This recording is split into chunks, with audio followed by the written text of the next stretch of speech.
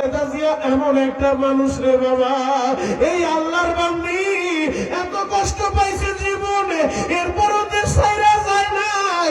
এই আল্লাহর বান্দি বলছে আমার চিকিৎসা দেশের মাটিতেই হবে, আমারে বিদেশে নিতে হবে না।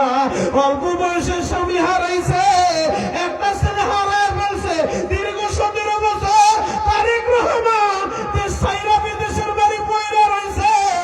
যেই সময় সন্তানের ভালোবাসা পাওয়ার কথা, এই মহিলা সন্তানের কাছে পায় নাই, স্বামীর কাছে পায় নাই।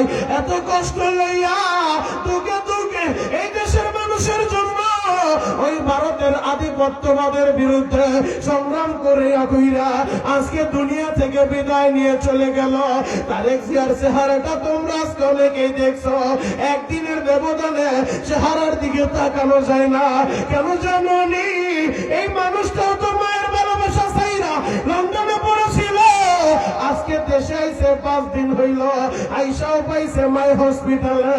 মায়ের মা বইলা ডাইকা কলিজা ঠান্ডা করতে পারে নাই।